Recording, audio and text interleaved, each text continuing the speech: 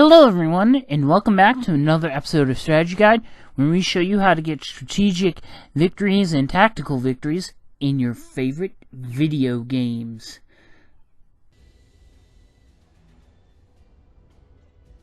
Hey guys, welcome back to part 2 of the Illuminate Skirmish 2 Supreme Commander 2 Strategy Guide. So this is the part 2 of the Illuminate Strategy Guide for Skirmish Mode.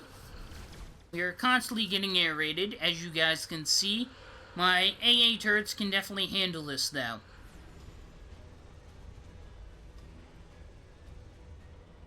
So,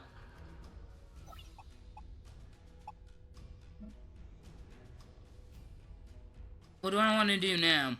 I definitely want to set up a shield generator here, because you want to protect your energy generators and your mass extractors.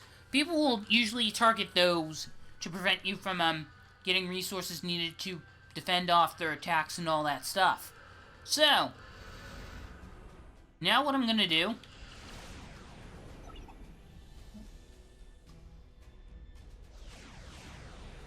is get this here.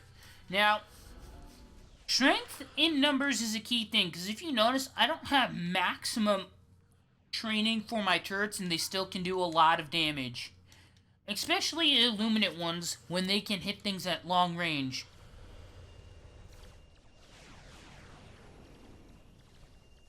They have at least, like, almost double the range, I would think, of, the UEF heavy point defenses, or something close to that. That's what it looks like when from my experience playing it. It seems that's about an accurate estimate. Okay. So, we got 2 nuke defense, 2 anti-nukes in there. Now, of course, a shield generator, because we don't want to lose this. Now we're going to set up another one here.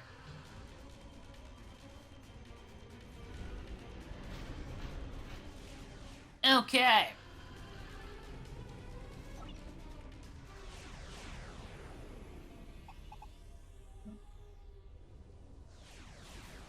So, as you guys can see, there's a lot of dead airplanes here from airplanes that we shot down. Now, I've pretty much built all the research stations I want to build. So now I'm just going to tell my ACU to patrol and reclaim all of this mass.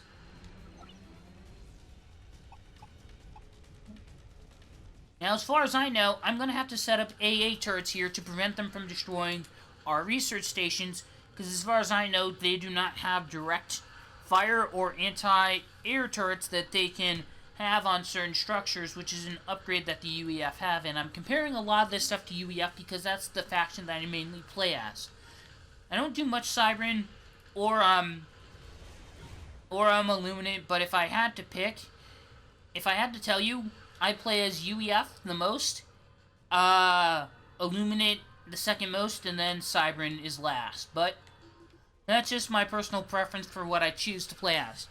So, now that we have amassing a pretty strong air force of big numbers, what I'm going to do is actually wait around, get some more.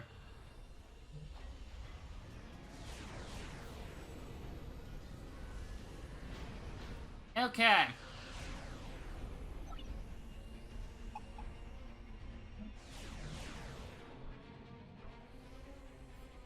So, now that my research is like at its full potential, because I don't want to build more than 12, because each building you make counts as a unit, counts towards your unit limit of 200. It's actually 250 in campaign, but that's a little bit different. Now, 20% research income, you definitely want to get that early on, or whenever you need it, but I just happen to get it now. It's not really that necessary. Now, most of my units that are defending are going to be air units and attacking. I don't think I'll have to use land units, but I'm definitely going to upgrade their personal shield, regeneration, more health, and some of their training before they go out and fight. Okay.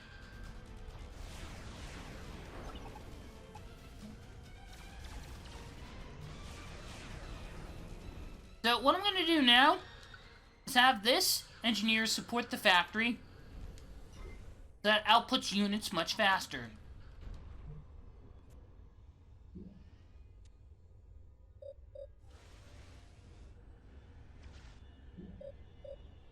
Now, I've told this nuke defense silo to start making 2 anti-nukes. I'm going to set up a shield here and an AA turret next to it. We'll move on from there. I'm going to set down an AA turret here.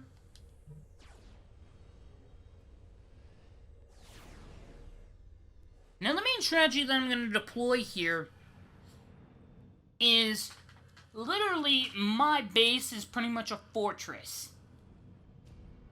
People are going to have to go through heck and back if they want to actually do any damage to my base. So what that means that if I want to be able to do anything towards my base, it's going to be very hard for them to do it. And I don't really have to worry about much defending as my turrets do that for the most part. But if all 3 of these guys come at me, which is highly unlikely because everyone's against each other, and not all 3 of them are going to formulate an attack against me, what I can do is easily send air units to attack people. Mainly what I'm going to do is attack this stuff right here, just on the outskirts of our base. Attack these, get rid of these mass extractors that someone's making use of. It's technically, if you look at it, these are technically ours, because they have their own there. But I don't want to expand out in that direction. The main reason for this is because now it's going to be hard to defend this and that, especially when you can easily send megaliths, and attack this, which the only thing that can protect any of our structures is within my base. I'd rather spend all of my resources on turrets and whatnot to protect the base itself rather than just a few extra mass extractors. To me, it's just not worth it. Because it's definitely going to get attacked a lot.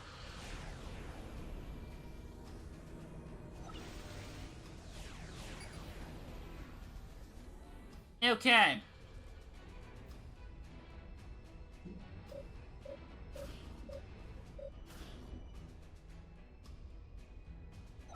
Going to set up an anti-air turret here.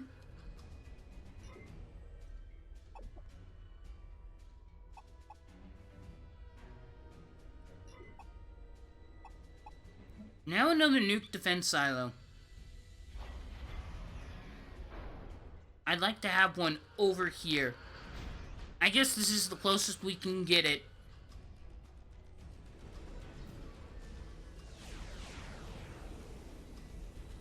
Okay. Now that I have this going, once the buildings start, I can queue up a few anti-nukes. Now for me, I don't really have to worry about getting nuked anytime soon. Unless they all start to launch nukes at me, then I'm gonna have to, like, start spending almost, if not all of my resources on it, and it wouldn't be good, because then I'd have none to make more, aircrafts and all that stuff. Seem to be getting attacked more frequently by air than land. But that does not bother me a bit. I can always just make more AA turrets. Okay. Now we're at 40. Now the question is, who do you want to air raid? Now from the looks of it, these guys have experimentals. Now I could use them, and I'm probably going to, but I'm not sure if we have room in our base, because I set up so many turrets, and I'd rather have it be a fortress, and I can always make more air units, because technically you have unlimited resources, you just need to work for them. You have unlimited energy and mass that you can get, you don't have unlimited energy and mass, but you have unlimited, there's no limit to how much you can get from your extractors and generators. So now that I have them took out their experimental factory, I don't know if I could actually make one, but we'll see. Now, definitely gonna set up a shield here. Probably put it back here or up here. I probably need to get rid of a turret, but I could always make another. Okay. But in order for me to unlock my gantry, which would do this, I would need to unlock a experimental in the first place. Yeah, we don't have any room for it, it looks like. But you wanna know what? We could always make room. Right here, no. We'd have to get rid of... how many turrets?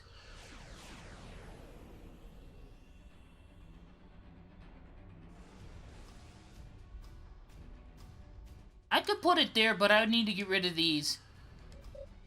Okay, I'm gonna get rid of these.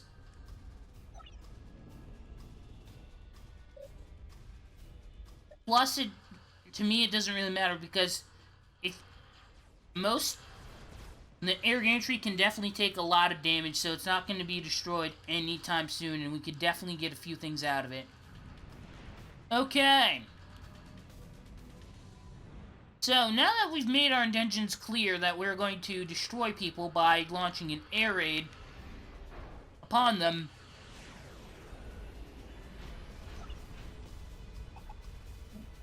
I am now going to stop spending resources on turrets unless I think we need more.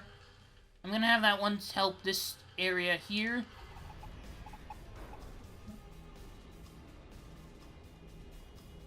And now we're going to set up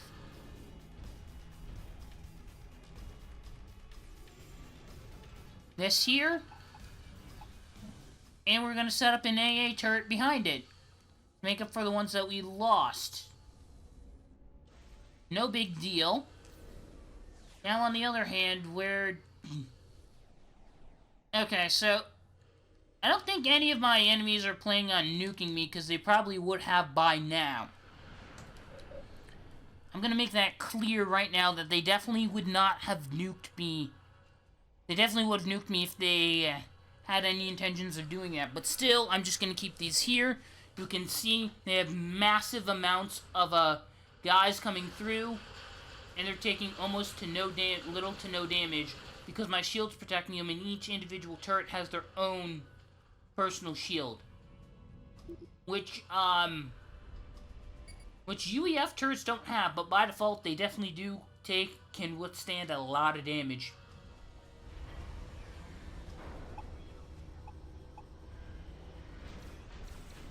Now, the amount of mass that thing requires is a bit ridiculous, but trust me, it's worth it.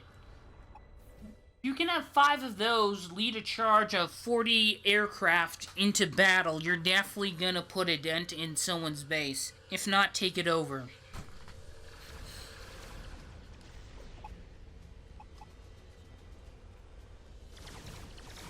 So what I'm gonna do is make another mass extractor. Yes, it seems a bit redundant, but a mass converter, not a mass extractor, but a mass converter definitely can, if you have both of them selected, can transfer a lot of energy at once.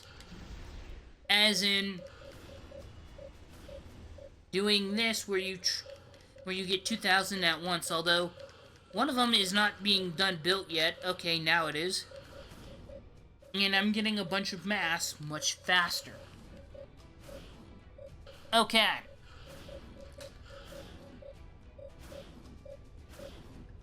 Now, I'm gonna take some time to upgrade our things. Now we got everything in the air section done. Now I'm not going to worry too much about Navy. As a matter of fact, we don't have a Navy because all of our units can move on water. Although there's no water here to begin with. And some training we'll put in. Okay.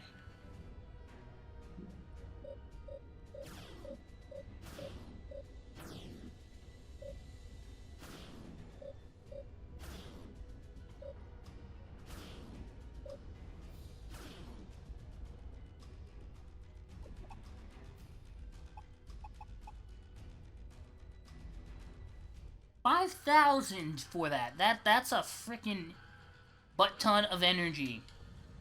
So at this point, what we're probably going to do is distract some of our enemies, or mainly the one that attacks us the most, which seems to be appropriate because they've been launching giant waves of units at us when we get enough units to do that. Okay. So now once we get about 40 of them, we're going to attack them. Meanwhile, this thing's going to produce about 5 of these, which means we're going to need about, I think,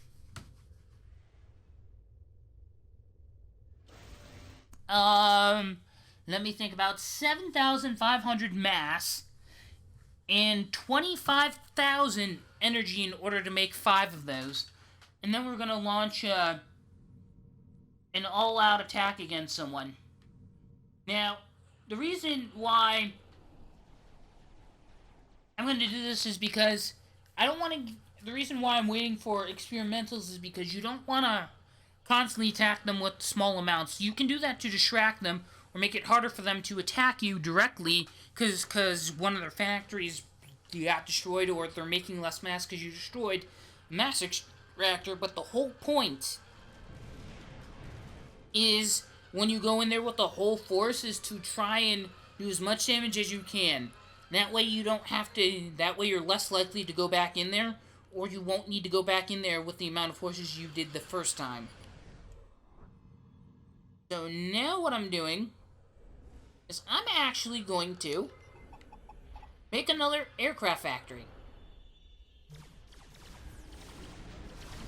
And I'm going to set this to a repeat build, because we're getting 14 mass a second, and the amount of time it takes for you to build one of these, we're definitely making more mass than what it would take to put into this, which is about 90 mass. 19 if we're, a second if we are extracting something, apparently.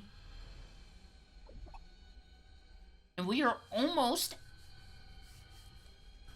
at the 25,000 mark. Let's set this to a repeat build.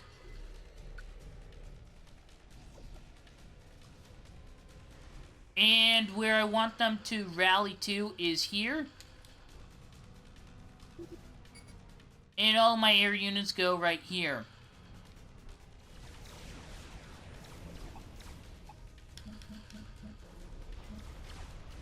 Now I have exactly enough for 5. A bit low on energy, but we're making 101 energy a second, so I'm not too worried. When you unlock all technologies, you can feel free to remove your research stations if you want to make more room for your unit cap. If you want to attack with even larger armies, which is definitely something you want to do late game if you have the time, because you can also get more mass and energy from reclaiming them and all that stuff if you want to. You just need another engineer who's available to do so. Though I've not yet unlocked everything, so I'm not going to do that now. Maybe down the line you could, but for me, not now. 37. Probably wait until we get about 50 and then attack them. Now, I want to also check up on these turrets. They haven't been taking damage, so even with the large amounts of forces that they're sending at us at a given time, it's still not going to be enough to do damage to us, and that's actually quite good.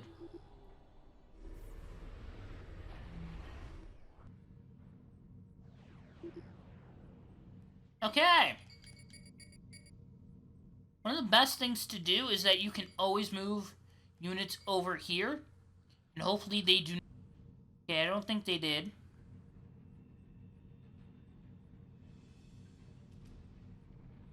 And now I'm just gonna take the purple guys by surprise. What faction are the purple? I haven't really been paying attention. I'll know when I see their units. I can't even see their units, and my turrets are firing at them. Okay. Rocket. Okay, so they're UEF. And I'm main UEF, so I know what their buildings look like. Okay, that land gantry has to go. That is a priority 1 land gantry. Any experimental gantries that an opponent has is a definite destroy as soon as possible.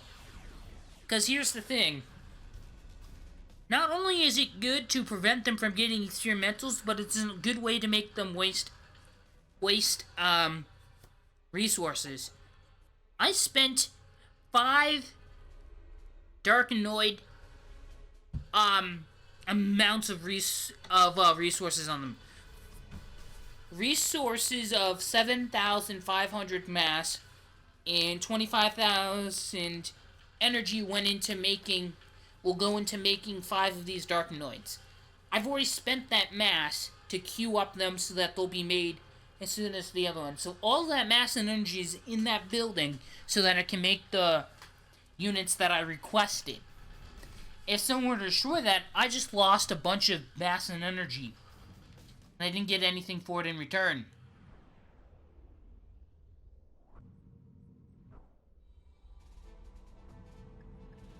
Okay. So, I've decided that it's time to upgrade my ACU. Early off, your ACU is not that strong, but later on it can definitely become a death machine in combat, although you definitely don't want to put it on the front lines. That's your leader, and losing that is not going to be fun.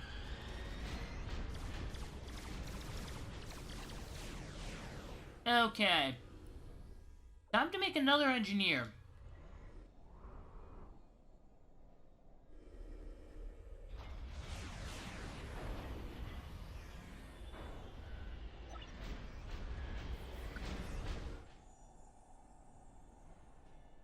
Now, last time I raided this area, I just told them to attack this and then left. I didn't see what they did. Next time I raid, I'm going to take a closer look at what they're doing and so forth. Okay.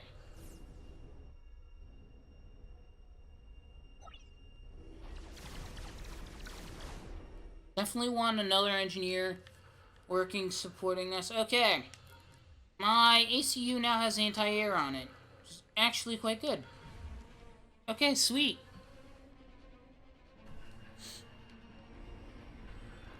Now what I'm going to do is take this engineer and have it support this factory or gantry, and it should now make a lot more units.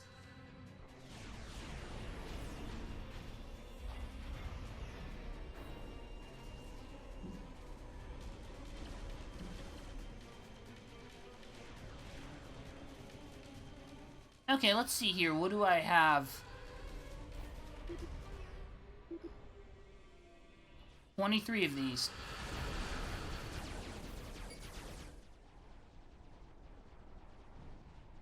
Okay, I have 23 of those.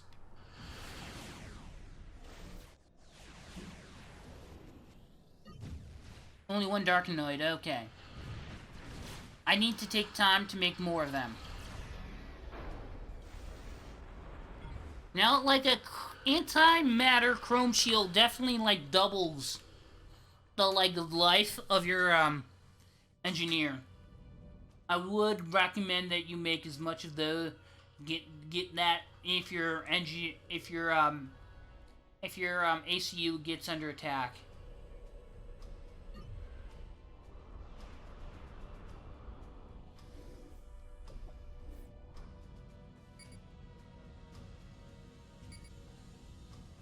to set the rally point there for my Darkanoids. They're going to be, like, out of the way. That way I can see everything. Okay. Now what I need to do is make 2 more engineers to help the production of these things go a lot faster. Now that we got a bunch of engineers outputting, or as I would call overclocking, all of our factories and gantries, I think now is a great time to end this episode here. Hope you guys enjoyed watching this episode of Strategy Guide. If you have any if you take the time to leave any comments, questions, or feedback for me in the comment section down below, it would be highly appreciated, and I will see you guys later in another video. Bye-bye.